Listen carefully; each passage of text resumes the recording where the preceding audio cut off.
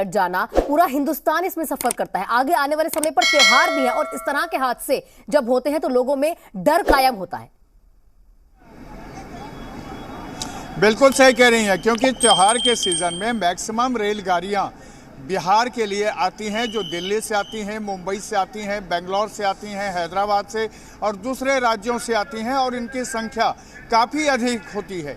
इस घटना के बाद लोग निश्चित तौर पर भयभीत हो गए हैं कि ट्रेन में यात्रा करना उनके लिए कितना सुरक्षित है, क्योंकि आपको बता दें कि रेलवे लगातार लोगों की सुरक्षा की बात करता है और सुरक्षा के लिए उनसे फीस भी वसूलता है। जब आप टिकट कटाते हैं तो आपके सिक्योरिटी को लेकर के फीस भी वसूलता है।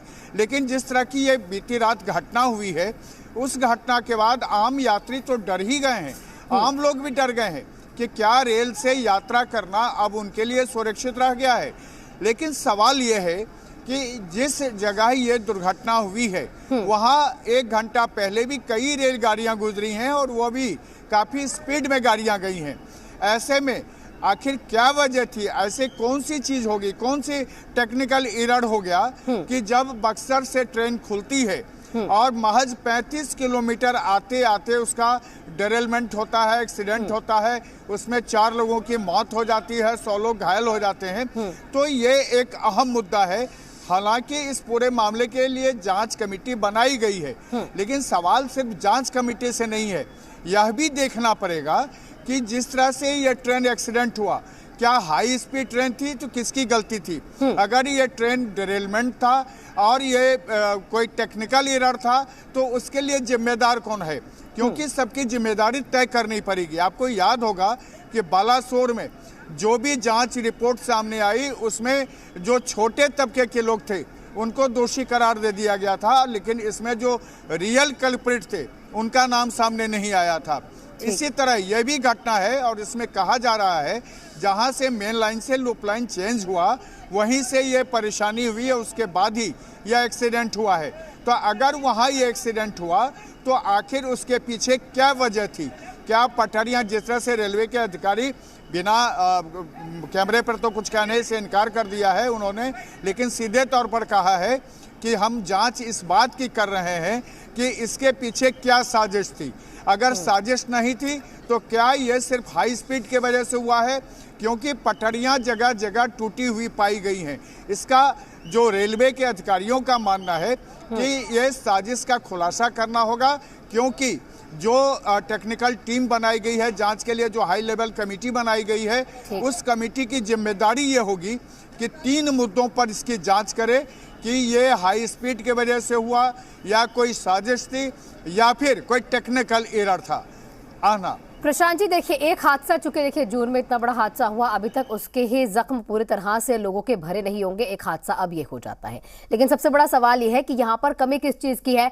कोऑर्डिनेशन की कमी है या फिर स्टाफ की कमी है कि ये जो चीजें हैं ये पूरी हो ही नहीं पाती और आने के बाद सिर्फ यही निकल कर आ जाता है कि यहाँ पर साजिश के तहत यहाँ पर कहीं ना कहीं ये पूरा हादसा हुआ है।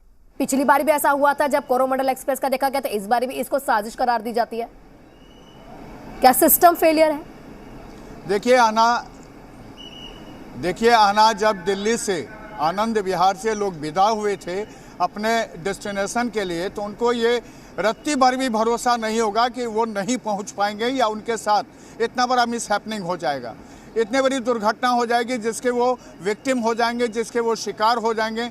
उन 4 लोगों के बारे में सोचिए ना, जो आनंद विहार से हंसी खुशी चले थे अपने घर की तरफ और उनके डेड बॉडी अभी वहाँ पर मर्चरी में रखे हुए हैं। यानी एक मिलिट्री, एक सैनिक जो अपने पत्नी और 2 बच्चों के साथ इसी ट्रेन से यात्रा करता है, उसे कटिहार तक जाना था और उसकी पत्नी और बेटी की मौत हो जाती है और वो खुद जो सैनिक है और उसका बेटा घायल हो जाता है।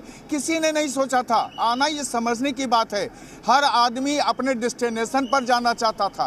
अब आपको समझना यह है कि रेलवे लगातार ये दावे करते रही है कि हम यात्रियों को सुरक्षित यात्रा कराना चाहते हैं। कैसी सुरक्षा है ये?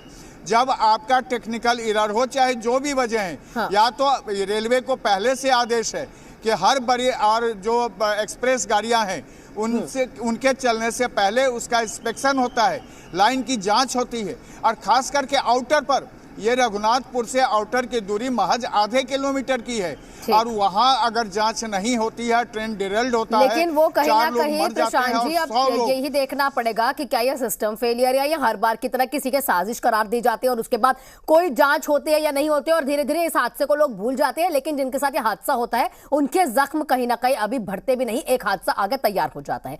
प्रशांत जी, आपसे अपडेट लेते रहेंगे लगातार। शुक्रिया हमारे से जुड़ने के लिए, तमाम अपडेट्स अभी साझा करने के लिए। तो तस्वीरें आपके सामने हैं रघुनाथपुर से, जहां पर इतना बड़ा हादसा हो जाता है। यहां पर कहा यह जाता है रेलवे सबसे सेफ है, पूरा हिंदुस्तान रेलवे के जरिए ही यहां पर सफर करता है और उसके बावजूद इस तरह के हादसे एक के बाद एक होते हैं, ये कहीं ना कहीं सवाल खड़े करते हैं।